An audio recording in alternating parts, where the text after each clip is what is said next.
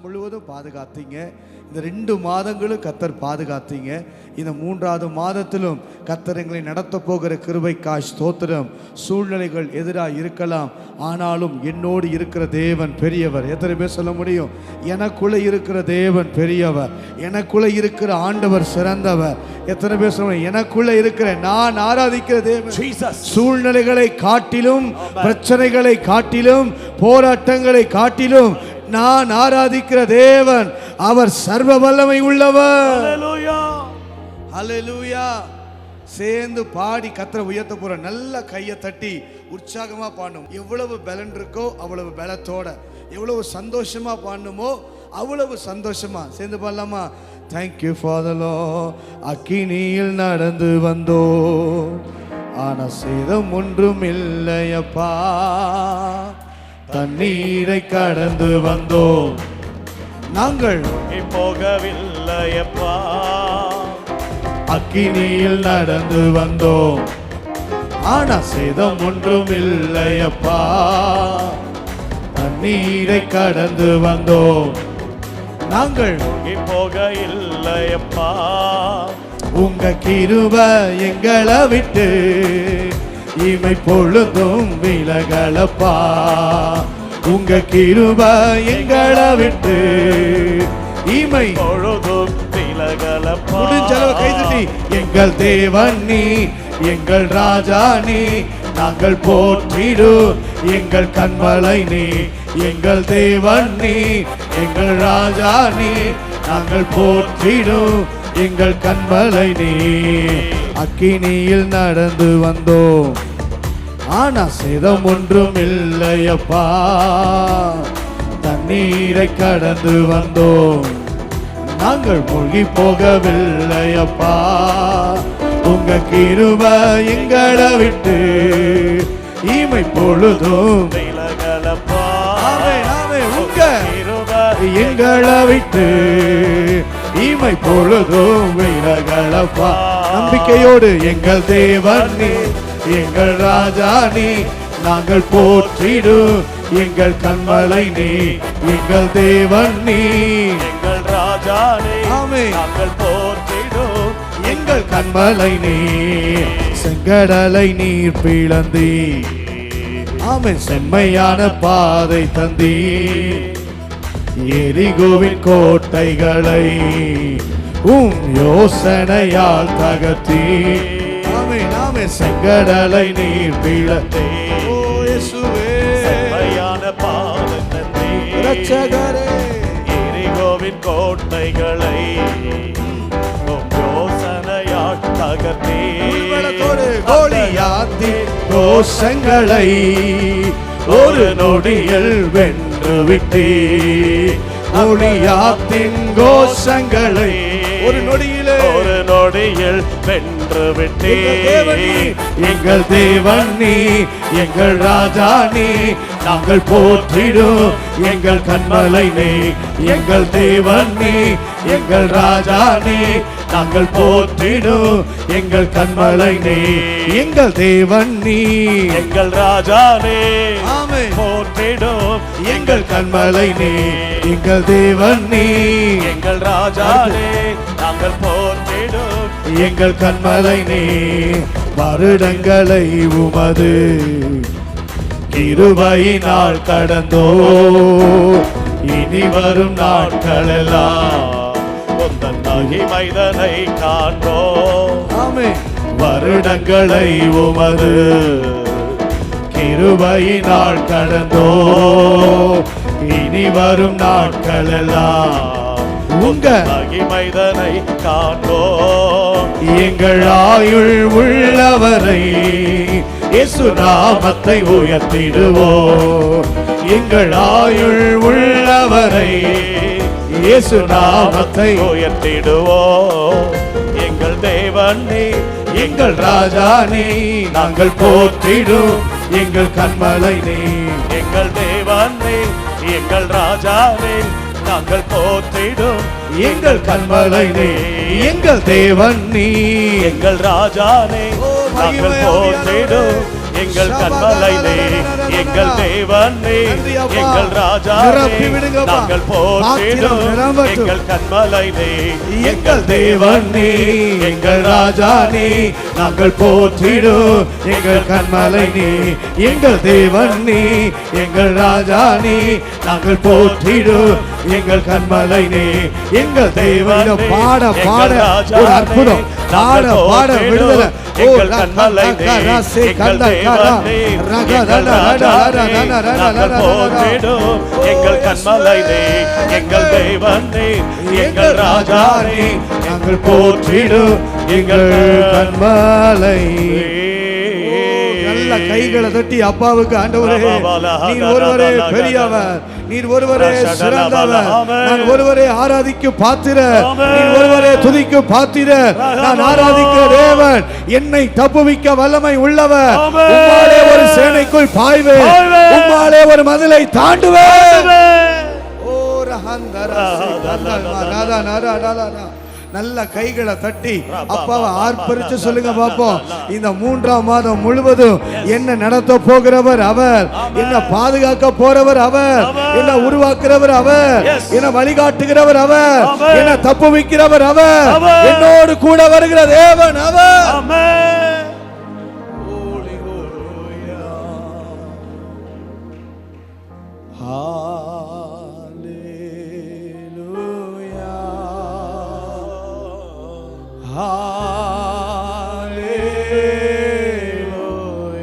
முழு பலத்தோடு இயேசுவே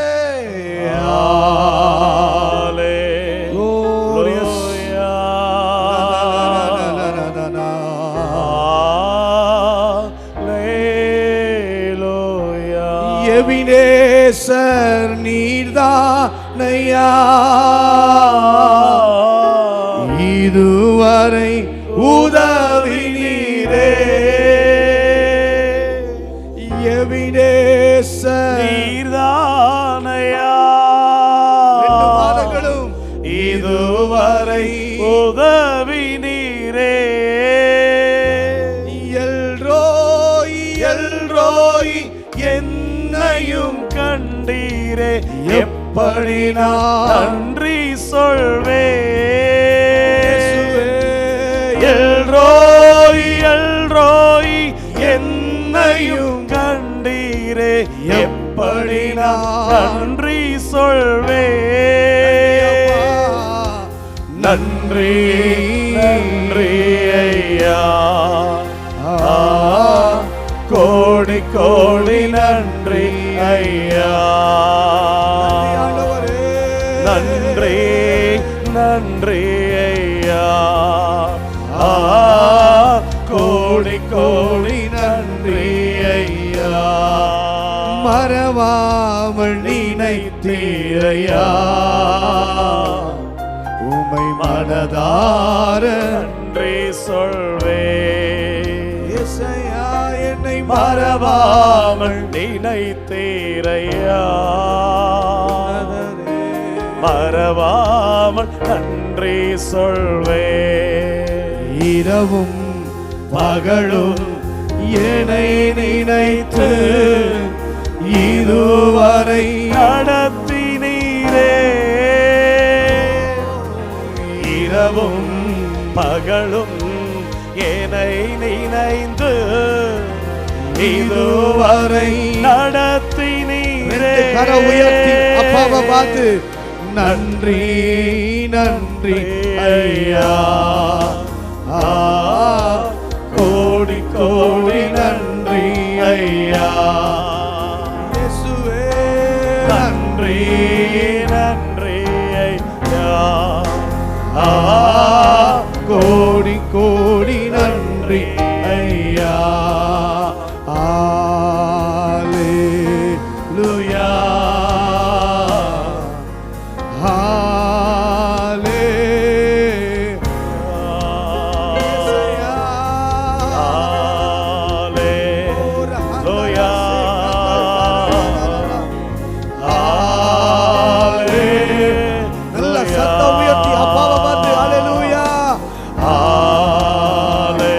கேருபீன்கள் மத்தியில வாசம் பண்ணுகிற தேவரீரே, நீ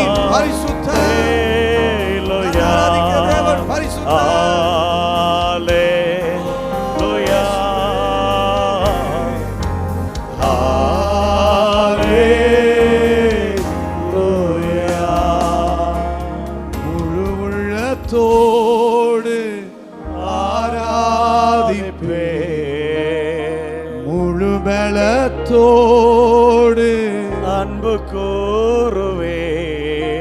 ஓ ஆராதனை ஆராதனை ஆராதனை ஆராதனை உமக்கு ஆராதனை ஆராதனை ஆராதனை உங்க உள்ளத்திலிருந்து பாடுங்க. உம்மை முழு உள்ளத்தோடு ஆராதிப்பே, முழு பலத்தோடு அன்பு கோருவே. உமக்கு ஆராதனை ஆராதனை ஆராதனை ஆராதனை உமக்கு ஆராதனை ஆராதனை நடத்தும் ஆண்டவரே. ஆராதனை ஆராதனை. உம்முடைய கிருபைக்காய் ஸ்தோத்திரம். நீர் ஒருவரே துதிக்கு பாத்திரர், நீர் ஒருவரே மகிமைக்கும் பாத்திரர். ஆமென். எல்லா துதியையும் எல்லா மகிமையும் எல்லா கனத்தையும் உம்முடைய ஒருவருக்கே நாங்கள் செலுத்துகிறோம். எங்களை ஆசிர்வதியும், எங்களை பலப்படுத்தும் இயேசுவின் நாமத்தில் பிதாவே, ஆமென். ஆமென். கரங்களை உயர்த்தி அல்லேலூயா சொல்லுங்க பாப்போம். அல்லேலூயா. நம்முடைய தேவன் பெரியவர், அவர் பெரிய காரியங்களை செய்வார். அல்லேலூயா சொல்லுங்க பாப்போம். சரி, இன்னைக்கு ஆண்டவர் நம்மோடு பேசுவதற்கு என் உள்ளத்திலே வைத்த ஒரு காரியம், உலகம் முழுவதும் இன்றைக்கு சிலுவையை குறித்து தியானித்து கொண்டு இருக்கிறார்கள். ஒரு நாட்களாய் நியமித்து அதை பிரித்து அவர்கள் எல்லாரும் தேசம் எங்கும் பார்த்தீங்கன்னா சிலுவையை குறித்து தியானம் செய்து கொண்டிருக்கிற ஒரு காலகட்டத்துக்குள் நாம் வந்திருக்கிறோம். நாட்களை நான் முக்கியப்படுத்தி நான் பேசவில்லை. இங்கு ரோமர் 14ஆம் அதிகாரம் 6ஆம் வசனத்தில் பவுல் சொல்லுகிறார், நாட்களை விசேஷித்துக் கொள்ளுகிறவன் கர்த்தருக்கென்று விசேஷித்துக் கொள்ளுகிறான். அப்படின்னா இந்த நாட்களை பரிசுத்தவான்கள் நமக்கு விசேஷமாக்கி கொடுத்திருக்கிறார்கள். எதற்கு அப்படின்னா சிலுவையை குறித்து கற்றுக்கொள்ள, சிலுவையை குறித்து ஆராதிக்க, சிலுவையை குறித்து அநேக காரியங்களை, வெளிப்பாடுகளை நாம் அறிந்து கொள்வதற்கு இந்த நாட்களில் ஒரு பிரிக்கப்பட்டு வைத்திருக்கிறது. நீங்கள் கிறிஸ்தவ வாழ்க்கையையும் சிலுவையையும் பிரிக்கவே முடியாது. சொல்லப்போனால் ஆவி, ஆத்துமா, சரீரம், இதை மூன்றையும் எப்படி பிரிக்க முடியாதோ, பிதா, குமாரன், பரிசுத்த ஆவியானவர், இந்த மூன்று திரித்துவ காரியத்தையும் எப்படி பிரிக்க முடியாதோ, அதே போல தான் கிறிஸ்தவத்தையும் கிறிஸ்துவையும் இன்னும் சொல்லப்போனால் சிலுவையையும் பிரிக்கவே முடியாது. இதை பிரிச்சிட்டோம்னா எந்த வேல்யூவும் எந்த மதிப்பும் இருக்காது. எப்படி நம்ம சரீரத்தை விட்டு ஆத்துமா வெளியே போயிடுச்சுன்னா அந்த சரீரம் ஒரு ஜீவனற்றதா, ஒரு உயிர் இல்லாததா, அது ஒரு மதிப்பில்லாததா மாறுமோ, அதே போல தான் சிலுவை என்கிற ஒரு காரியத்தை கிறிஸ்தவத்தை விட்டு விலக்கி விட்டால் இரட்சிப்பு என்பது நமக்கு இல்லை, சந்தோஷம் என்பது நமக்கு இல்லை, விடுதலை என்பது நமக்கு இல்லை, உயர்வுகள் என்பது நமக்கு இல்லை, எந்த ஆசீர்வாதங்களும் நமக்கு இல்லை. காரணம், சிலுவையில தான் சகல ஆசீர்வாதங்களையும் ஆண்டவர் நமக்கு வைத்திருக்கிறார். கரங்களை உயர்த்தி அல்லேலூயா சொல்லுங்க. நல்லா கவனித்துக் கொள்ளுங்களேன். ஆண்டவர் சிலுவையில தான் ஜெயம் எடுத்தார். இன்னைக்கு நமக்கான பலன், நமக்கான உரிமை, நமக்கான சத்தியம், நமக்கான வெளிச்சம் எல்லாம் எங்க இருக்குன்னா சிலுவையில வைக்கப்பட்டிருக்கிறது. கரங்களை உயர்த்தி அல்லேலூயா சொல்லுங்க பார்ப்போம். இன்றைக்கு ஆண்டவர் நம்மோடு பேசுவதற்கு ஒரு தலைப்பை எனக்குள்ள ஆண்டவர் ஆழமாய் வைத்தார். சிலுவையும் ஆராதனையும், சிலுவையும் ஆராதனையும். இன்னைக்கு ஆண்டவர் நம்மோடு பேசுகிற தலைப்பு அதுதான், சிலுவையும் ஆராதனையும். மத்தேயு 26வது அதிகாரம் 6ஆம் வசனம் துவங்கி 13வது வசனம் வரைக்கும் நாம் வாசிக்க கேட்கலாம். ஆண்டவர் ஒரு சம்பவத்தை இந்த இடத்தில் எழுதி வைத்திருக்கிறார். மத்தேயு 26வது அதிகாரம் 6ஆம் வசனம் துவங்கி 13வது வசனம் வரைக்கும் நாம் வாசிக்க கேட்கலாம். இயேசு பெத்தானியாவில் குஷ்டரோகியாயிருந்த சீமோன் வீட்டில் இருக்கையில், குஷ்டரோகியாயிருந்த சீமான் வீட்டில் இருந்தபோது ஒரு ஸ்திரீ விலையேற பெற்ற பரிமள தைலமுள்ள வெள்ளைக்கல் பரணியை கொண்டு வந்து அவர் போஜன பந்தியில் இருக்கும்போது அந்த தைலத்தை அவர் சிரசின் மேல் ஊற்றினாள். அவருடைய சீஷர்கள் அதை கண்டு விசனமடைந்து, இந்த வீண் செலவு என்னத்திற்கு?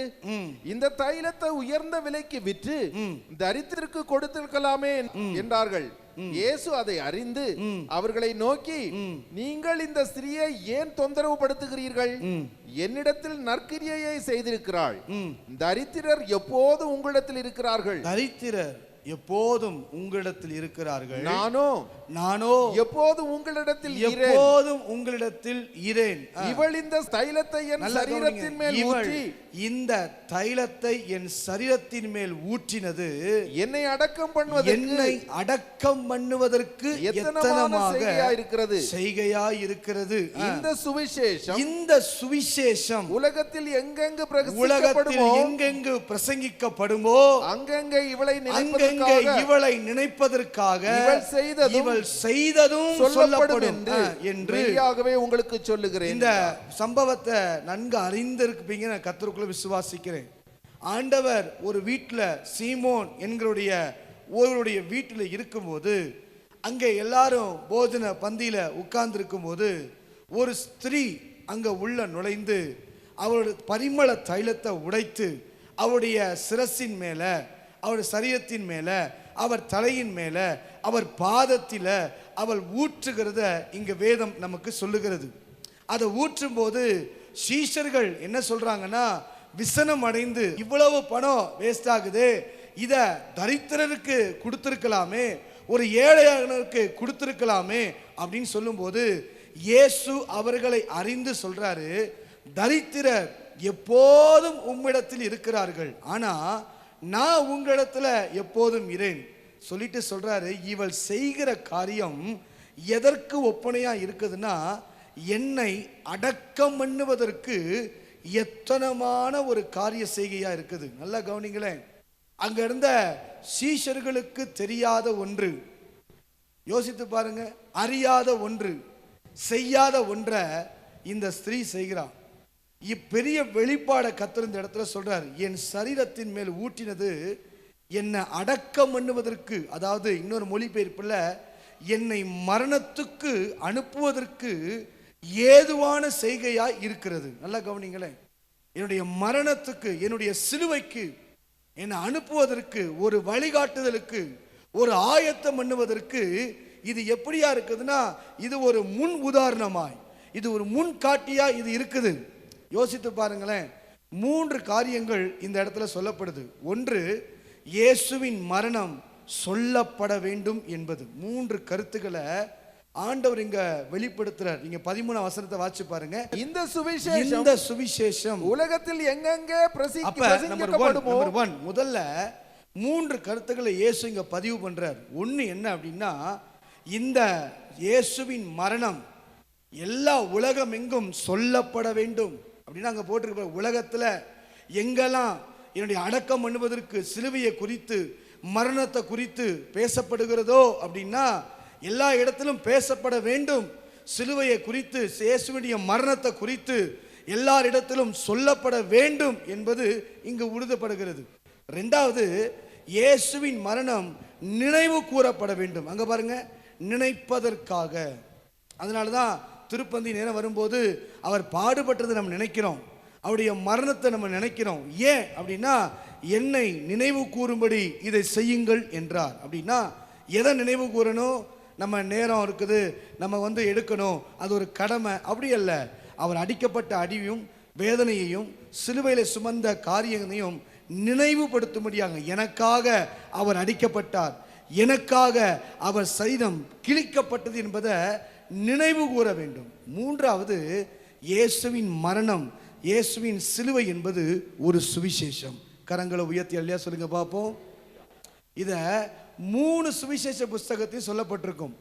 மார்க்கிலையும் மத்தேயிலையும் ஒரே விதமாக சொல்லப்பட்டிருக்கும். மார்க்கில் 14ஆம் அதிகாரம் 3-9 வரைக்கும் நீங்கள் வாசிச்சு பார்த்தீங்கன்னா இதே அப்படியே டிக்டோவா அங்கே ஆவியானவர் எழுதி வச்சிருப்பார்.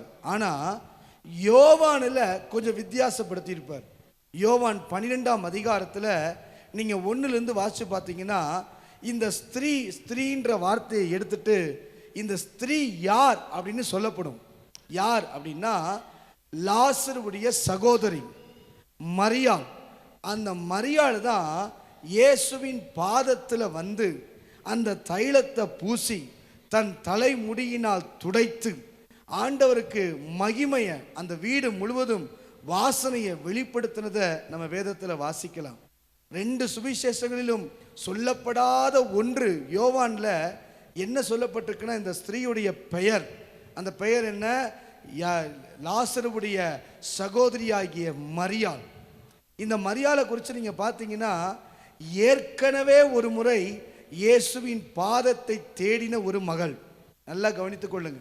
ஏற்கனவே ஒரு முறை இயேசு மார்த்தாள் வீட்டுக்கு போயிருந்த போது அங்கே மார்த்தாள் பல வேதனைகளை செய்து கொண்டிருப்பாள். ஆனால் மரியாளோ இயேசுவின் பாதத்தருகே உட்கார்ந்து ஆண்டுடைய சமூகத்திலே வசனங்களை கேட்டுக்கிட்டு இருப்பா. அப்போ சொல்லுவார் ஆண்டவர், மார்த்தாளே நீ ஏன் கவலைப்படுற நிறைய காரியத்தை குறித்து?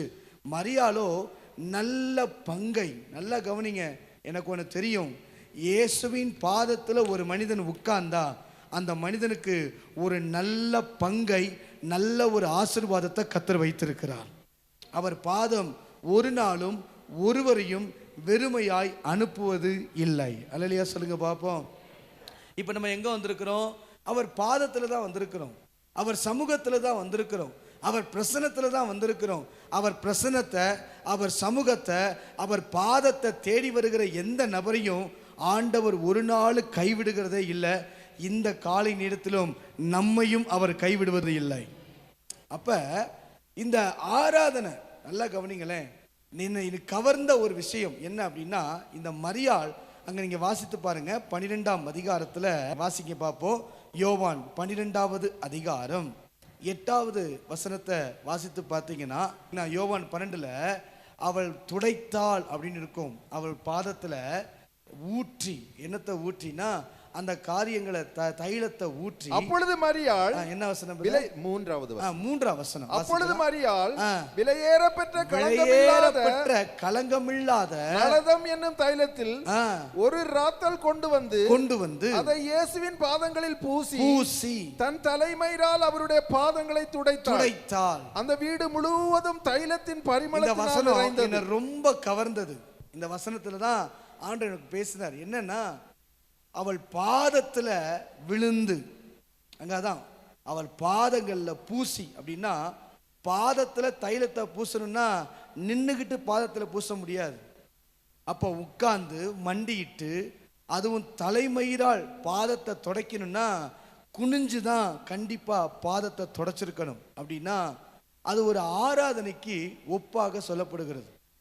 ஒரு ஆராதனை, ஒரு மனிதன் கர்த்தரை எப்படி ஆராதிக்கணும்னா பணிந்து குனிந்து கர்த்தரை ஆராதிக்க வேண்டும். அல்லேலூயா சொல்லுங்க.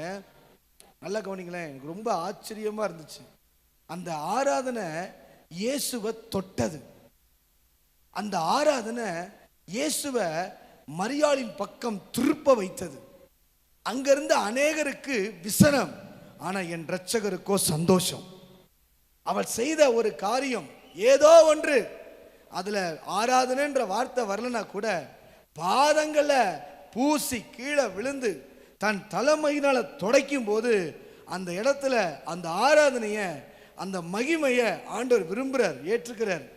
சாதாரணமானது அல்ல. அதான் சொல்றாரு, இவளை பத்தி எல்லா இடத்திலும் சொல்லப்படும்.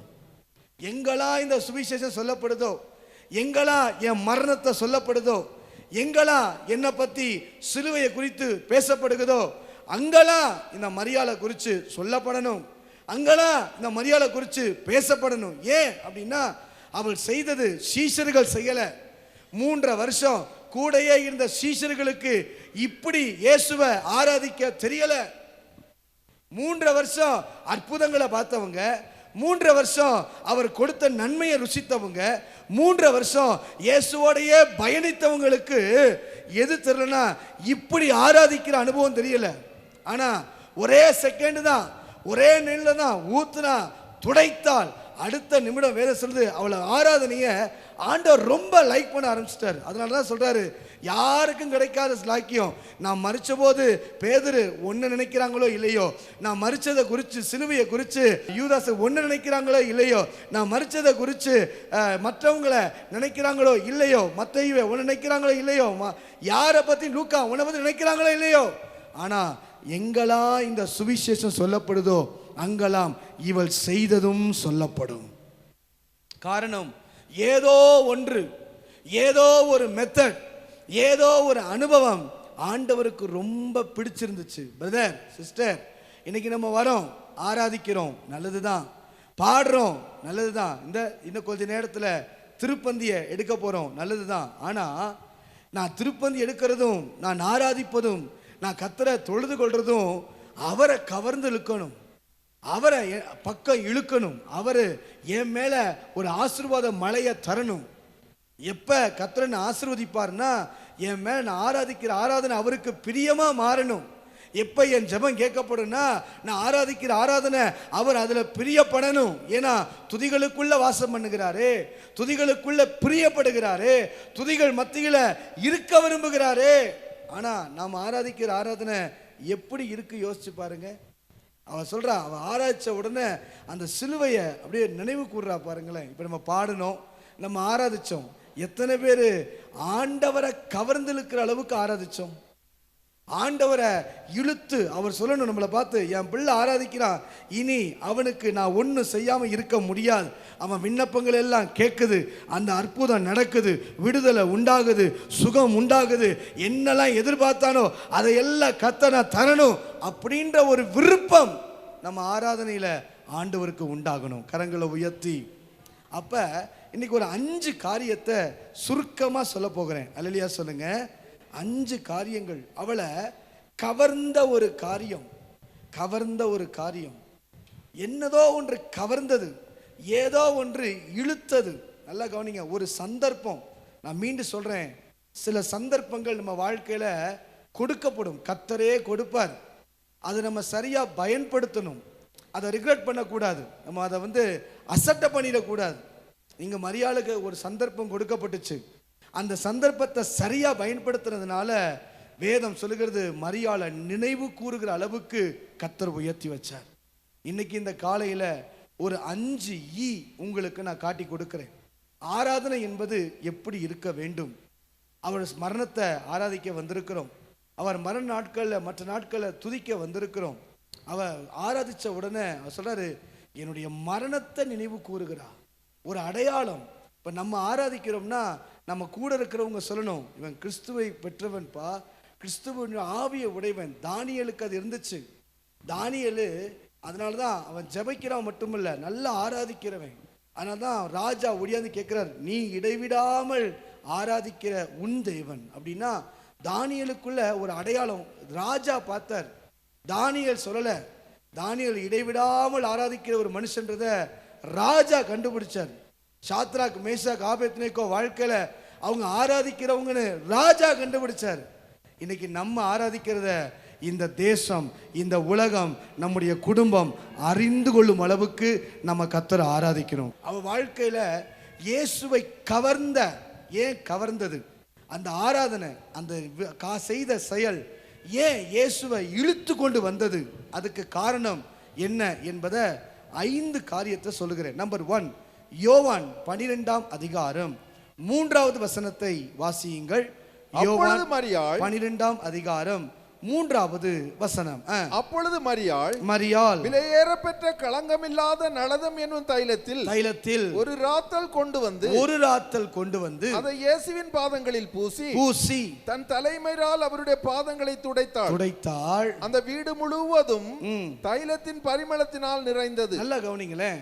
இங்க வேதம் சொல்லுது, இயேசுவின் பாதங்களில் பூசி தன் தலைமயிரால் அவர் பாதங்களை துடைத்தாள். நம்பர் 1, இயேசு கிட்ட பார்த்த உடனே இழுத்த ஒரு விஷயம் என்ன தெரியுமா? Number 1, emotional worship. Emotional worship. உணர்வுகள் நிறைந்த ஆராதனை. உணர்வுகள் வெளிப்படுகிற, உணர்வுகள் நிறைந்த ஒரு ஆராதனை. ஆராதனை என்பது சத்தத்தில் மட்டும் இருக்கக்கூடாது. நம்ம பாடுறது உண்மைதான், நல்லா புரிஞ்சுக்குங்க. நம்ம கை தட்டினது உண்மைதான், நம்ம வாயை திறந்து அல்லேலியா சொன்னது உண்மைதான், நம்ம வாயை திறந்து இயேசுவே அப்படின்னு சொன்னது உண்மைதான். ஆனா தேவனுடைய அந்த ஈர்க்கிறது, தேவனை ஆண்டவரே அப்படி சொல்றதுல ஈர்க்கக்கூடிய, அவரை வசீகரிக்கக்கூடிய, அவரை கிரிய செய்ய வைக்கக்கூடிய ஆராதனை எப்படிப்பட்டதா இருக்கணும்னா, ஆண்டவர் சத்தத்தை மட்டுமல்ல, கை தட்டுறதை மட்டுமல்ல, எதை பார்க்கிறார்னா உணர்வு. அதை ஆண்டவர் பார்க்கிறார். உணர்ந்து ஆராதிக்கிறானா? நீங்க எப்படி சொல்றீங்க உணர்ந்து அப்படின்னா, பாதங்களை பூசுறது பரவாயில்ல, தலைமயிரினால் துடைத்தாள் அப்படின்னு வார்த்தை இருக்கு. பெண்களுக்கு பொதுவா தலைமுடி தான் ரொம்ப பிடிக்கும், ரொம்ப கனமும் கூட. ஆனா இந்த மரியாதை கவனிச்சு பாருங்களேன், எத்தனையோ சுத்தி ஆட்கள் இருக்கட்டும், யார் என்னை பத்தி கவலைப்பட்டாலும் I don't care about it. அவ அதை பத்திலாம் கவலையே படல, அவ அதை பத்திலாம் யோசிக்கல, அவ அதை பத்திலாம் நிதானிக்க கூட இல்லைங்க. அவளுக்கு பூசுறது மட்டும் இல்லை, அவ சொல்றா தன் தலைமயிரை எடுத்து எது கனமோ எது ரொம்ப பெருசோ அதெல்லாம் எடுத்து, அப்ப எந்த அளவு அவளுக்குள்ள அந்த இயேசுவை குறித்த, அந்த ஆராதிக்கிறத குறித்த அந்த உணர்வு இருக்குன்னு யோசிச்சு பாரு. இன்னைக்கு நம்ம ஆராதிக்கிறோம், எப்படி ஆராதிக்கிறோம்? இன்னைக்கு நம்ம பாட்டு பாடுறோம், எப்படி பாட்டு பாடுறோம்? இன்னைக்கு நம்ம துதிக்கிறோம், எப்படி துதிக்கிறோம்? இன்னைக்கு ஆண்டவர் கேட்கிறார், நான் இந்த ஆராதனை பிரியப்படணும். ஆண்டவர் ஆராதனை பிரியப்பட்டா நம்ம கேட்கறதெல்லாம் கர்த்தர் தருவார். நீங்க வேணா அப்படி ஆராய்ச்சி பாருங்களேன். ஒரு நாள் உங்க வாழ்க்கையில கிடைக்காத ஒரு காரியத்துக்கு நீங்க ஜபிக்க வேண்டாம், நல்லா பாடி, நல்லா ஆராதிச்சு, நல்ல அந்நிய பாஷை பேசி, நல்ல ஆவில நிரம்பி, நல்ல சந்தோஷமா முழு மனசோட அவர் ஆராதிச்சுட்டு போய் சின்ன ஒரு விண்ணப்பத்தை பண்ணி பாருங்க. ஆண்டவர் அவ்வளோ மகிமையா நம்மளை ஆசீர்வதிப்பார். ஆண்டவர் எப்பவுமே சத்தத்தில் அல்ல, உணர்வுல தான் கர்த்தர் இருக்க விரும்புறார். நீங்க வேணா வாசிங்க, உபாகமம் 10ஆம் அதிகாரம் 12ஆம் வசனத்தை வாசித்து பாருங்க. உபாகமம் 10ஆம் அதிகாரம் 12வது வசனத்தை வாசித்து பாருங்க. இப்பொழுதும் இஸ்ரவேலே, இப்போதும் இஸ்ரவேலே, உன் தேவனாகிய கர்த்தருக்கு பயந்து, உன் தேவனாகிய கர்த்தருக்கு பயந்து அவர் வழிகளெல்லாம் நடந்து அவரிடத்தில் அன்பு கூர்ந்து உன் முழு இருதயத்தோடும், உன் முழு இருதயத்தோடும், முழு ஆத்துமாவோடும், முழு ஆத்துமாவோடும் தேவனாகிய கர்த்தரை சேவித்து. எப்படி தெரியுமா சேவிக்கணும்? உன் முழு இருதயத்தோடும், உன் முழு ஆத்துமாவோடும். லூக்கா 10ஆம் அதிகாரம் 27ஆம் வசனத்தை வாசிச்சு பாருங்க. லூக்கா 10வது அதிகாரம் 27வது வசனத்தை நீங்க வாசித்து பார்த்தீங்கன்னா, அவன் பிரதியுத்தரமாக உன் தேவனாகிய கர்த்தரிடத்தில் உன் முழு இருதயத்தோடும், முழு இருதயத்தோடும், உன் முழு ஆத்துமாவோடும், முழு ஆத்துமாவோடும், முழு பலத்தோடும், முழு பலத்தோடும், முழு சிந்தையோடும், முழு சிந்தையோடு அன்பு. அப்ப வேதம் சொல்லுது பாருங்க, பா நீ என்னை ஆராதிக்கிறது, என்னை சிநேகிக்கிறது, என் மேல அன்பு செலுத்துறது பாதி அல்ல, ஃபுல் ஹார்ட், முழு மனசோட, அந்த உணர்வோடு, அந்த இருதயம் கர்த்தரை ஆராதிக்கும் போது அந்த இருதயத்தோட ஆராதிக்கணும். அவர் என் நேசர், அவர் என் ராஜா, அவர் என்ன உயர்த்துறவர். அந்த உணர்வு இன்னைக்கு உணர்வே இல்லை பாருங்களேன். கை கட்டி நிற்போம், பாடுறதுக்கு யோசிக்கிறோம், அல்லேலூயா சொல்றதுக்கு ரொம்ப யோசிப்போம், ஸ்தோத்திரம் பண்றதுக்கு ஐயோ ரொம்ப ரொம்ப யோசிப்போம். ஏன் அப்படின்னா அந்த டச் வரல. இன்னும் நம்மளுக்கு புரிய சொல்லணும்னா, ஒரு எத்தனையோ ஹோட்டல் இருக்கும் வச்சுக்கோங்களேன், நமக்கு சாப்பாடு வாங்கணும் அப்படின்னு சொன்ன உடனே நம்ம மனசுக்குள்ள ஒரு ஹோட்டல் ஞாபகம் வரும். எவ்வளவோ துணி கடைகள் இருக்கும், துணி வாங்கணும் அப்படின்னு சொன்ன உடனே எல்லா துணி கடைக்கும் நம்ம ஏறுறதில்லை, நம்ம மனசுக்கு டக்குன்னு ஒரு துணி கடை ஞாபகம் வரும். நம்ம சாப்பிட்றதுக்கு நம்ம சாப்பிட தான் போகிறோம், ஆனால் சாப்பிட போனால் எங்கே போனாலும் புரோட்டா கிடைக்கும், எங்கே போனாலும் இட்லி கிடைக்கும், எங்கே போனால் அதே தான். ஆனால் நம்ம சாப்பிடணும்னு நினச்ச உடனே, வாங்கணும்னு நினச்ச உடனே நம்ம மனசுக்குள்ள ஒரு ஹோட்டல், நம்ம மனசுக்குள்ள ஒரு கடை, நம்ம மனசுக்குள்ள ஒரு காரியம் வருதா வரலையா? யோசிச்சு பாருங்க. வரும். ஏன் வருது? ஏன் மற்றதெல்லாம் ஹோட்டல் இல்லையா? இருக்கலாம். ஏன் அந்த ஹோட்டல் ஞாபகம் வருதுன்னா, அந்த ஹோட்டலுக்குள்ளே போன உடனே அங்கே இருக்கிற ஒரு வரவேற்பு, அங்கே ஏதோ ஒரு பேச்சு, ஏதோ ஒரு செயல் உங்கள் உணர்வை தொட்டு இருக்கும். அதனால தான் நம்ம அந்த கடைக்கு போகிறோம். நல்லா கவனிங்க, ஆராதனை அப்படிதான். ஆராதிக்க சபைக்கு வந்தது சரிதான், ஆராதிக்க பாடினது சரிதான், நான் எதுவும் சொல்லலை. கை தட்டினது உண்மைதான், பாட்டு பாடினது உண்மைதான், சத்தம் எழுப்பினது உண்மைதான், சத்தமாக அல்லேலூயா சொன்னது உண்மைதான். ஆனால் நான் கேட்குறேன், கர்த்தர் எப்படி ஆராதிக்க விரும்புகிறார்னா எமோஷனலி, என்னுடைய உள் உணர்விலிருந்து அவர் முழு இருதயத்தோடு நான் அவரை ஆராதிக்கணும்னு கர்த்தர் விரும்புகிறாரு. நான் அப்படி மட்டும் ஆராதிச்சிட்டோம்னா நான் சொல்ல முடியும், அந்த ஆராதனை ஆண்டவர் மகிமைப்பட்டுருவார், அந்த ஆராதனையில் கர்த்தர் பிரியப்பட்டுருவார், அந்த ஆராதனையில் கர்த்தர் மகிமையாக வெளிப்பட்டுருவார். நீதிமொழிகள் 3ஆம் அதிகாரம் 8ஆம் வசனத்தை வாசித்து பாருங்க. நீதிமொழிகள் 3ஆம் அதிகாரம் 8வது வசனத்தை வாசித்து பார்த்தீங்கன்னா, உன் முழு இருதயத்தோடு நம்பிக்கையாயிரு அப்படின்னு சொல்லப்படும். உன் முழு இருதயத்தோடு, நான் மீண்டும் மீண்டும் சொல்கிறேன், முழு இருதயம், அந்த உணர்வு, நான் சொல்ல முடியுமா, உணர்வு இருந்தால் தான் உண்மை இருக்கும். ஆவியோடும் உண்மையோடு கர்த்தரை தொழுது கொள்ளுதல் என்பது, அந்த தொழுது கொள்றதுல ஆராதிக்கிறதுல உண்மை யார்கிட்ட இருக்கும் தெரியுங்களா? அந்த யார் உணர்ந்து ஆராதிக்கிறாங்களோ அவங்க கிட்ட தான் உண்மையாக ஆராதிக்க முடியும். உணர்ந்து ஆராதிக்காத பட்சத்தில் கண்டிப்பாக நம்மளால உண்மையாக ஆராதிக்க முடியாது. உணர்வு இருந்தால் தான் ஆராதிக்க முடியும், உணர்வு இருந்தால் தான் அன்பு செலுத்த முடியும், உணர்வு இருந்தால் தான் அடுத்த காரியம் நம்ம நடத்த முடியும், உணர்வு இருந்தால் தான் அவங்களுக்காக எதையும் விட்டு கொடுக்க முடியும். இது எல்லாத்துக்கும் பேசிக் என்ன தெரியுமா? உண்மைக்கு என்ன பேசிக்கு, அன்புக்கு என்ன பேசிக்கு, எல்லாத்துக்கும் பேசிக் ஒரு அடித்தளம் என்ன அப்படின்னா, ஆண்டவரை உணர்ந்து ஆராதிக்க கர்த்தர் நமக்கு கிருபைகளை தருவாராக. அவர் தலைமுடிய தொடச்ச உடனே நான் சொல்ல முடியும், என்ன பூசுறது கூட பல பேர் பூசி இருக்கலாம், அவர் பாதத்தில் பல பேர் வந்து தொட்டு கும்பிட்டுருக்கலாம், பல பேர் அவர் பாதத்தை தொட்டு பார்த்திருந்திருக்கலாம், பல பேர் அந்த பாதத்தை தொட்டு சுகம் அடைந்திருக்கலாம். ஆனால் மரியாள் செய்தது எல்லாரை விட பெருசு. சில பேர் பாதத்தை தொட்டது தேவைக்காக, சிலர் பாதத்தை தொட்டது சுகத்துக்காக, சிலர் பாதத்தை தொட்டது அற்புதத்துக்காக, சிலர் பாதத்தை தொட்டது வேற காரியத்துக்காக.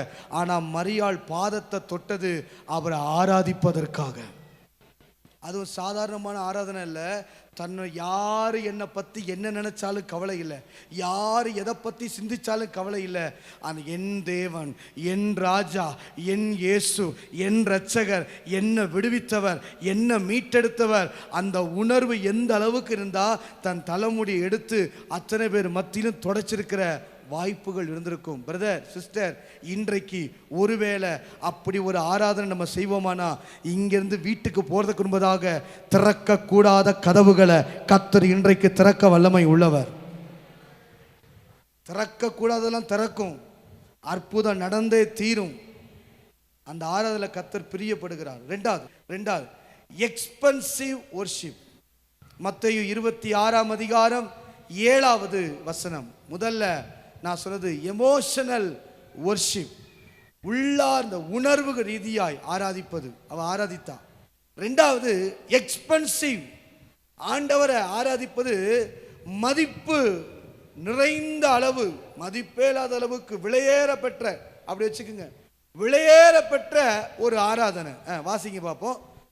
ஒரு ஸ்திரீ விலையேற பெற்ற பரிமள தைலம் உள்ள, விலையேற பெற்ற பரிமள தைலம் உள்ள வெள்ளைக்கல் பரணியை கொண்டு வந்து, இதெல்லாம் நான் விலைக்கு சொல்ல நேரம் ஆகும், சரிங்களா?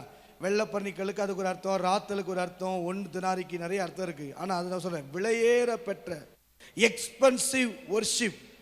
அது ஆண்டவரை கவர்ந்தது. என்ன எக்ஸ்பென்சிவ் வொர்ஷிப்பு? விலையேற பெற்ற அப்படின்னா நல்லா கவனிங்களேன். ஒரு யூதன் ஒரு நாள் முழுசும் வேலை பார்த்தாருன்னு வச்சுக்கோங்க, எவ்வளோ தெரியுமா அவளுக்கு கிடைக்கும்? 1 தினாரி தான், ஒரே ஒரு பணம் தான். ஒரு நாள் முழுசும் வேலை பார்த்து காலையிலிருந்து சாயந்தரம் வரைக்கும் அவ்வளோ வேலையும் பார்த்து முடிச்சா அந்த வேலைக்கு கொடுக்கப்படுகிற கூலி எவ்வளோன்னா 1 தினாரி, ஒரே ஒரு காசு தான், ஒரு பணம் தான். அப்போ யோசிச்சு பாருங்க, 300 பணம் அப்படின்னா ஒரு ஆண்டு முழுவதும் தன் சரீரத்தை ஒடுக்கி, தன் வாழ்க்கையை ஒடுக்கி, தியாகம் செய்து, சாப்பிடாம மற்ற எல்லா காரியத்தையும் சேர்த்து வைத்தாதான் இந்த ஒரு ராத்தல் உள்ள தைலத்தை வாங்க முடியும். கண்டிப்பா இது ஒரு வருஷத்துக்குள்ள அவ சேர்த்து வைத்திருக்க முடியாது. பல வருஷமா கொஞ்சம் கொஞ்சமா சேர்த்து வச்சு ஒரு 5 ஆண்டு வச்சுக்கோங்களேன், கொஞ்சம் கொஞ்சமாக சேர்த்து வச்சு ஆசையாக வாங்கி வச்சிருந்த அந்த தைலத்தை எடுத்துட்டு வந்து இயேசுவின் பாதத்தில், ஏன்னா அவளுக்கு தெரியும் இதை விட இயேசுவின் பாதம் தான் மிக விலை உயர்ந்தது. அப்போ ஆண்டவர் நான் ஆராதிக்கிறதுல அவர் பிரியப்படணும்னா விலை உயர்ந்து ஆராதிக்கணும். எப்படி ஆராதிக்கிறது? அது எப்படி பாஸ்டர்? எக்ஸ்பென்சிவ் வொர்ஷிப்னா என்ன? Very simple. என்ன தெரியுமா? நமக்கு எது எக்ஸ்பென்சிவாக இருக்கோ அதை அவர் பாதத்தில் எக்ஸ்பென்சிவாக இல்லாமல் வச்சோம்னா அதுதான் எக்ஸ்பென்சிவ் ஆராதனை. புரியல? எனக்கு எது விலை அதிகமாக இருக்குதோ, ரொம்ப நான் எதை காஸ்ட்லியான கருதுறேனோ, எது என் வாழ்க்கையில் ரொம்ப ஸ்பெஷல்னு நான் வச்சிருக்கிறேனோ, எதை என் வாழ்க்கையில் ஆதாரம் அப்படின்னு வச்சிருக்கிறேனோ, எதை நான் நம்பி இருக்கிறேன் அதை வச்சிருக்கிறேனோ, அதுதான் என் வாழ்க்கை அப்படின்னு நம்பி இருக்கிறேனோ, அதை கொண்டு வந்து இதை விட என் தேவன் தான் பெரியவர், இதை விட நான் ஆராதிக்கிறவர் தான் எனக்கு முக்கியம். இன்னும் சொல்ல புரியலையா? இன்னும் புரிய சொன்னுமா? எக்ஸ்பென்சிவ் வொர்ஷிப்னா ஆராதனை நேரத்தில் கையில் இருக்க செல்ல தொடாமல் இருக்கிறது தான் எக்ஸ்பென்சிவ் வொர்ஷிப்பு. இதுக்கு மேலே சொல்ல முடியாது. எக்ஸ்பென்சிவ் வொர்ஷிப்னா கையில் இருக்க பிள்ளைய கொஞ்சறதை விட கர்த்தருடைய ஆராதனைக்கு சபைக்கு வந்து அவர் சமூகத்தை தேடுறது தான் எக்ஸ்பென்சிவ் வொர்ஷிப்பு.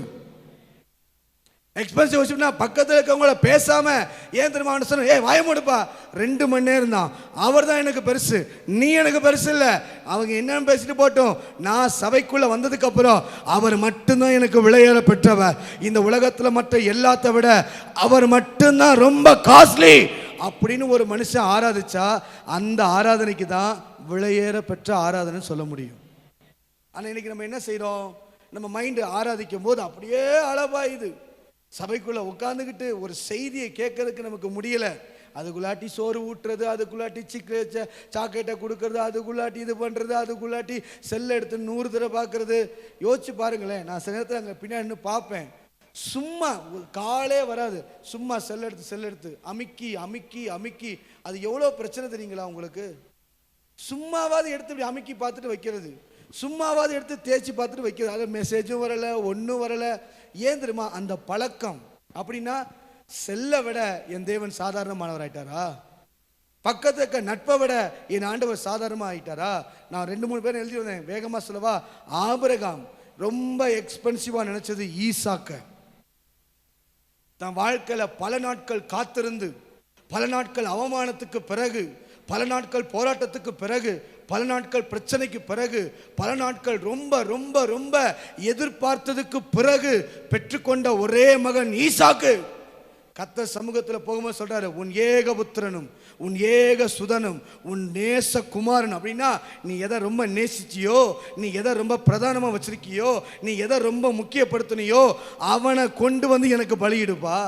அதை விட நான் விலையேறப்பட்டவன் என்பதை நீ நிரூபி. இன்னைக்கு கர்த்தர் சொல்றாரு, அதை விட அப்படிப்பட்ட ஒரு எக்ஸ்பென்சிவ் ஆராதனை இன்னைக்கு நாம செய்தா பரலோகம் நமக்காய் திறந்து அற்புதங்களை செய்ய வல்லமை உள்ளது. யோசித்து பாருங்க. எக்ஸ்பென்சிவ் வொர்ஷிப் அவ செய்தது எனக்கு ஆச்சரியமா இருக்கு. 1 வருஷம் அங்க வேதம் 1 வருஷம், ஆனா எத்தனை வருஷம் சேர்த்து வச்சாங்கன்னு தெரியல. ஒரு நாளைக்கு 1 தினார். அவங்க செலவு கணக்கு, யூதனுக்கு செலவு எவ்வளவு தெரியுமா? 1/2 தினார் இருந்து 3/4 தினார், மீதி 1/4 தினார் தான் சேர்த்து வைக்க முடியும். ஆனா எப்படி தான் சேர்த்து வச்சான்னு எனக்கு தெரியாது. ஆனா சேர்த்து வச்சு பல வருடங்களாக சேர்த்து வச்ச அந்த விலையை, அவளை பொறுத்த வரைக்கும் அதுதான் காஸ்ட்லி, அவளை பொறுத்த வரைக்கும் அதுதான் மதிப்பு, அவளை பொறுத்த வரைக்கும் அதுதான் நம்பிக்கை, அவளை பொறுத்த வரைக்கும் அதுதான் உயர்வு. அதை எடுத்துட்டு வந்து அங்க கொட்டுறான். அவன் மற்றவங்க சொல்றாங்க, ஏன் வீண் செலவு, ஏன் தேவையில்லாத செலவு, இதை வித்து கொடுத்துருக்கலாம்ல, ஏன் மற்றவங்க பார்க்கலாம் பிரதர்? நீங்க சொல்லுங்க. இந்த எல்லாத்த காட்டிலும் இன்னைக்கு சொல்ல முடியுமா? என் வாழ்க்கையில் இருக்கிற எல்லா உயர்வுகளை காட்டிலும், எனக்கு கர்த்தர் கொடுத்த வீட்டை காட்டிலும், கர்த்தர் கொடுத்த ஆஸ்திகளை காட்டிலும், கர்த்தர் கொடுத்த எல்லாவற்றை காட்டிலும் நான் ஆராதிக்கிற தேவன் தான் ரொம்ப எக்ஸ்பென்சிவ், ரொம்ப ரொம்ப காஸ்ட்லி. அவர் தான். அவரை தள்ளி எனக்கு ஒன்று எக்ஸ்பென்சிவா இருக்க வாய்ப்பே இல்லை. தகப்பனா இருக்கலாம், தாயா இருக்கலாம், மனைவியா இருக்கலாம், பிள்ளையா இருக்கலாம், ஊழியரா இருக்கலாம், யாரா வேணா இருக்கலாம். ஆனா என் அப்பாவுக்கு அடுத்து தான் மற்ற எல்லாமே. ஏன்னா அவர் தான் ரொம்ப காஸ்ட்லி, அவர் தான் ரொம்ப விலையேற பெற்றவர். அந்த இரத்தத்தை தந்து தான் என்னை கர்த்தர் மீட்டெடுத்தார். அந்த இரத்தத்தை சிந்தினதுனால தான் நான் அவ்வளவு செய்த பாவத்தையும் மன்னிப்பு என்கிற ஒன்று நம்ம வாழ்க்கையில் கிடைச்சிச்சு. நீங்கள் எத்தனை பேர் சொல்ல முடியும் நான் ஆராதிக்க விரும்புகிறேன்னு சொல்லுங்க? கை உயர்த்தி அல்லேலூயா சொல்லுங்க பார்ப்போம். அல்லேலூயா. இயேசு தன்னை வெறுமையாக்கினார். யோசிச்சு பாருங்க. மூன்றாவது எம்டி வர்ஷிப். யோவான் 12ஆம் அதிகாரம் 3வது வசனம். Empty worship. அப்பொழுது மரியாள் விலையேற பெற்ற களங்கமில்லாத நலதம் என்னும் தைலத்தில் ஒரு ராத்தல் கொண்டு வந்து அதை இயேசுவின் பாதங்களில் பூசி தன் தலைமயிரால் அவருடைய பாதங்களை துடைத்தாள். அப்படின்னா மீதி வீட்டுக்கு எடுத்துட்டு போல, டோட்டலா அங்கேயே காலி பண்ணிட்டா. எதையுமே கொஞ்சம் வச்சுக்கல, மிச்சம்னு வச்சுக்கல. இயேசுவை ஆராதித்த அந்த ஆராதனை எப்படி கவர்ந்துச்சுன்னா, அவரை ஆராதிக்க வரோம்ல, அவரை ஆசீர்வதிக்க வரோம்ல, நமக்குள்ள இருக்கிறத காலி பண்ணி கொடுத்தா நம்மளை நிரப்ப போதுமானவராக இருக்கிறார். பாருங்க, சொல்லுவாங்க இறைக்கிற கிணறு. அதெல்லாம் தெரியும், வசனம் தெரியுதோ இல்லையோ. இறைக்கிற கிணறு ஊறும், சரியா? நான் சொல்றேன், இறைக்காத கிணறு நாரும். கர்த்தர் நமக்கு தந்ததை அவருக்கு நாம செலவு பண்ண கற்றுக்கொள்ளணும். பவுல் சொல்றாரு, நான் செலவு பண்ணவும் செலவழிக்கப்படவும். அப்படின்னா நான் கர்த்தர் எனக்கு என்னெல்லாம் கொடுத்தாரோ, பிரதர் ஒன்றும் இல்லை, ஒரு சத்தமாக நமக்கு கர்த்தர் த்ரோட்டு கொடுத்தார்ல, இந்த த்ரோட்டு வெளியே போகும்போது தொண்டையே கம்மி பண்ணுற அளவுக்கு கர்த்தரை ஆராதிக்கணும்னு நான் சொல்கிறேன். கை தூக்கிறாதீங்க, ஐயோ ஆசீர்வாதம் வந்துட போகுது. நல்லா கவனிச்சு பாருங்களேன். நமக்கு புரியலை சில விஷயம்.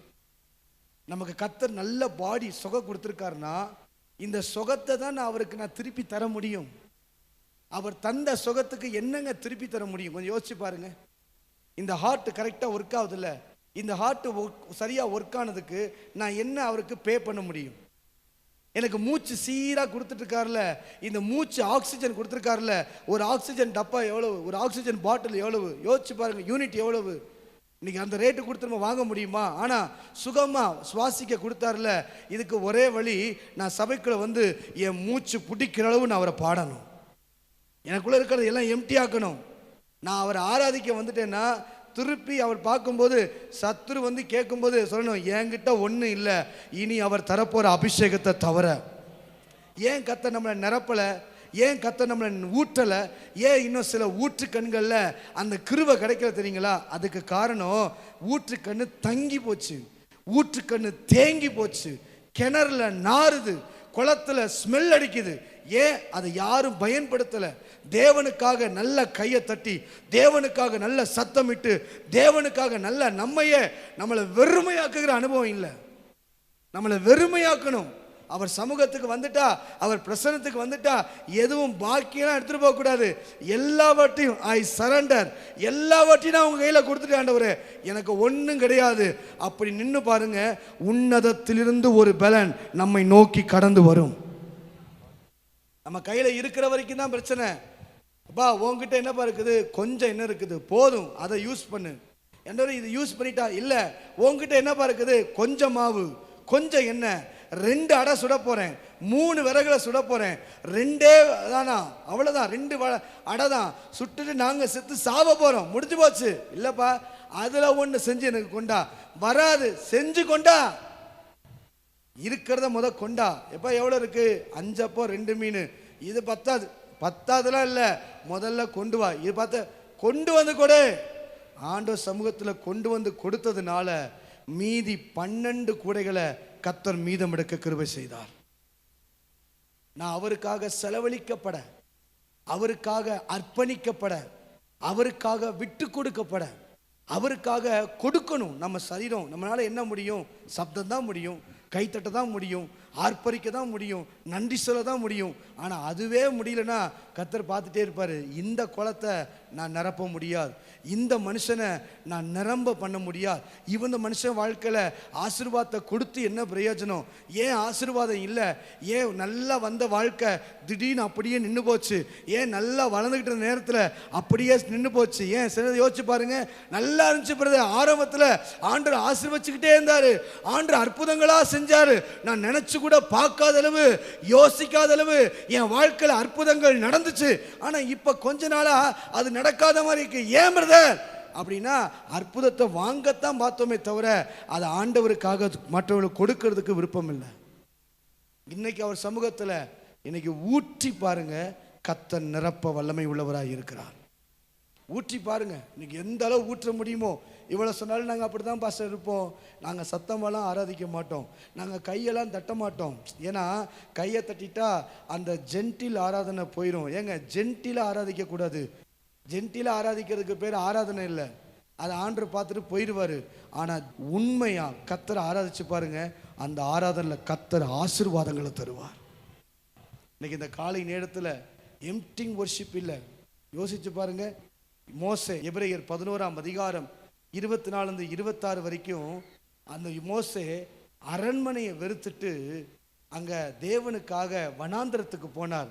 அது நிமித்தம் கர்த்தர் மோசையை பெரிய தலைவனாய் மாற்றினார். யோசித்து பாருங்க, பேதுரு படக இயேசுவுக்கு கொடுத்தார். ஒரு படகு தான், ஒன்றும் இல்லை தான், வெறுமை தான். நல்லா கவனிங்களேன், நைட்டு பூரா பிரயாசப்பட்டு ஒன்றும் இல்லை, டென்ஷன், கோபம், என்ன வாழ்க்கையே வெறுத்து போச்சு, என்னத்த ஒன்றும் இல்லை. அவர் கேட்பாரு, இப்போ படகு கொடுப்பா. என்னத்த படகு கொடுக்கறது, என்னதான் படகு கொடுக்கறது? பேதர் மட்டும் இப்படி பேசியிருந்தா என்ன ஆயிருக்கும்? யோசிச்சு பாருங்க. என்ன ஏசப்பா படகு கொடுக்கறது? ஏதாவது கிடைச்சிருந்தா கொடுக்கலாம், ஒன்றும் கிடைக்கல, சும்மா இருங்க, நீங்க வேலைக்காவது போங்க சொல்லியிருந்தா பேதருக்கு இவ்வளோ பெரிய ரட்சிப்பு, இவ்வளோ பெரிய ஆசீர்வாதம் கிடைச்சிருக்க வாய்ப்பே இல்லை.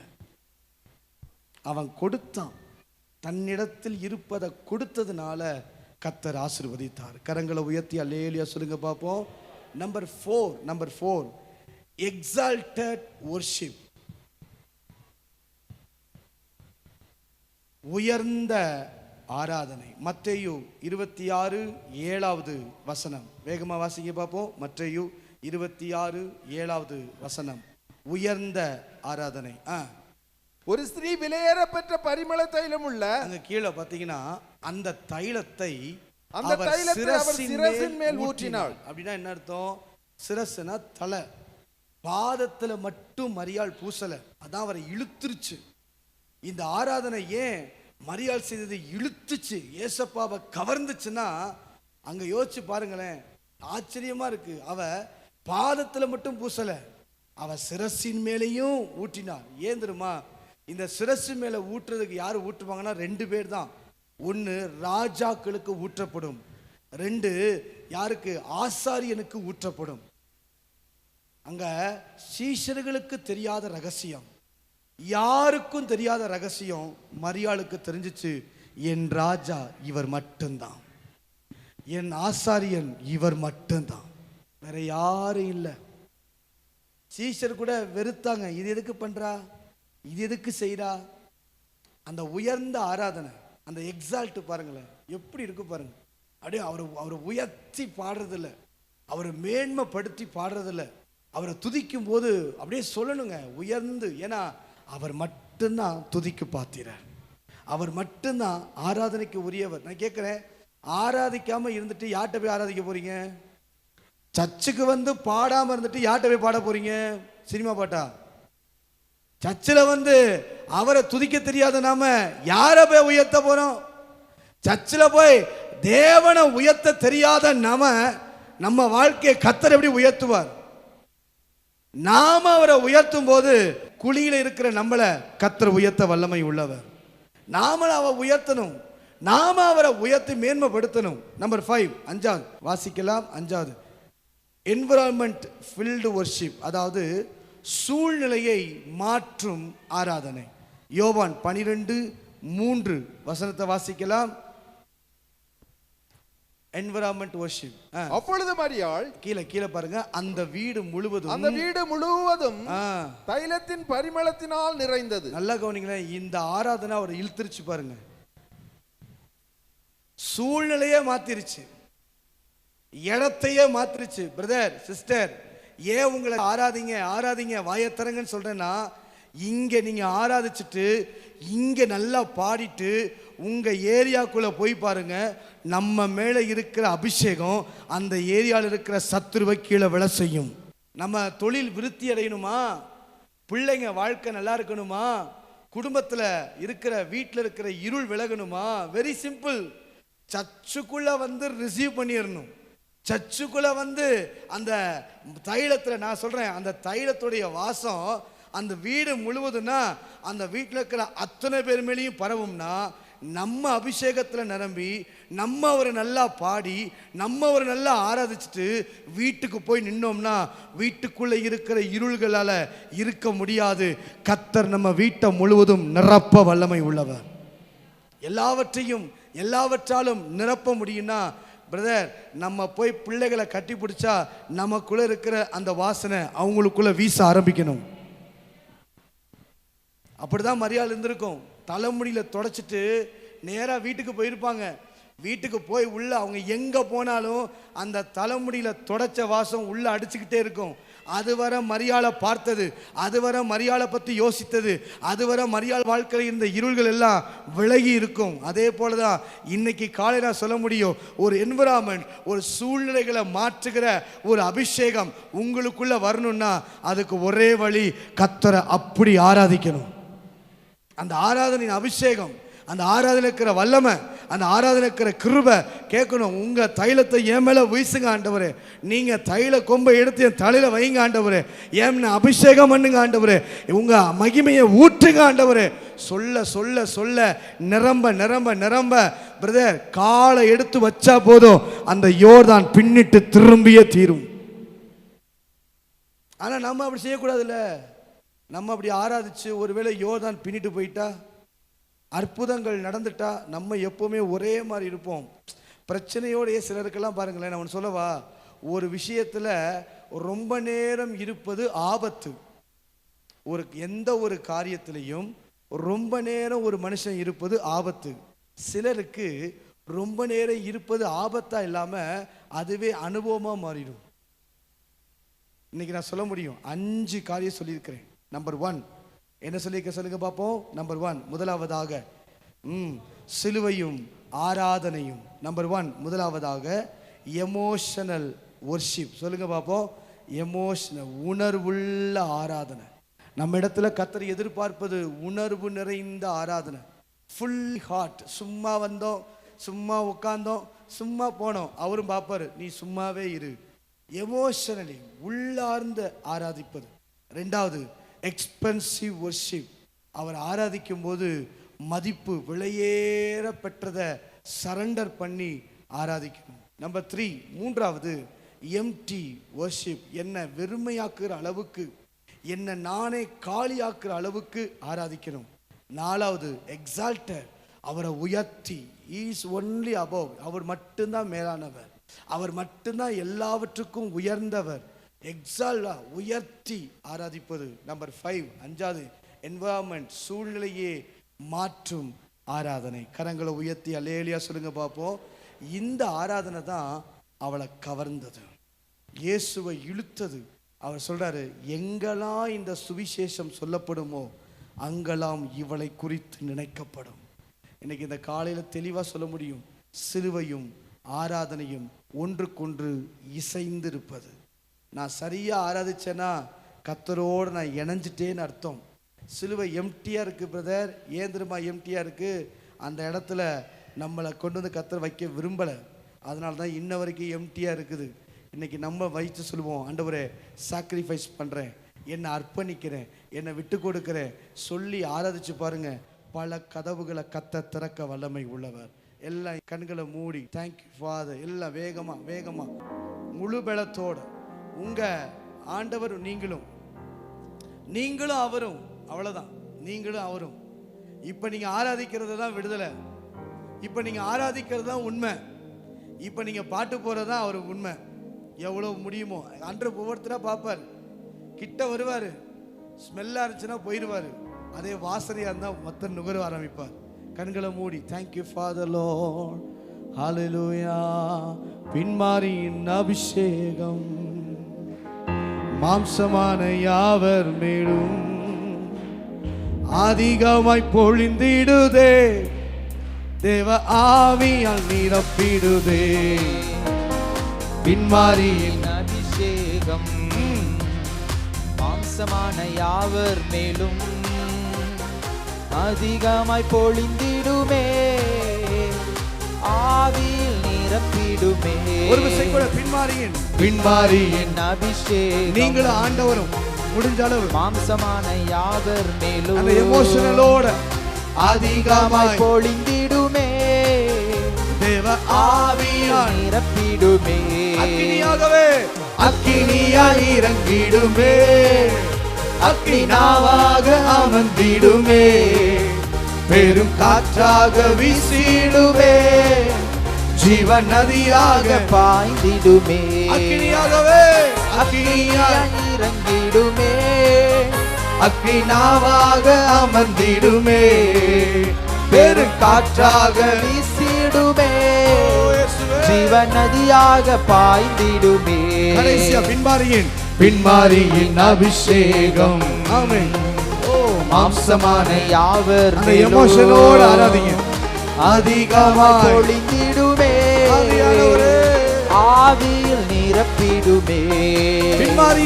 பின்மாரியின் அபிஷேகம் மாம்சமான யாவர் மேலும் அதிகமாய் பொழிந்திடுமே, ஆவியில் முடிஞ்ச அளவு நிரப்பிடுமே. கைத்தட்டி அக்கினியாய் இறங்கிடுமே, அக்கினாவாக அமர்ந்திடுமே, பெரும் காற்றாக வீசிடுமே, ஜீவன் நதியாக பாய்ந்திடுமே. அக்கினியாய் இறங்கிடுமே, கதவுகள் திறக்கப்படுது, உடைந்தவர்கள் சரியாக்குது. முழுவதோடு இறங்கிடுமே, அக்கினாவாக அமர்ந்திடுமே, பெருங்காற்றாக வீசிடுமே, ஜீவன் நதியாக பாய்ந்திடுமே. மகிமை இறங்கிடுமே,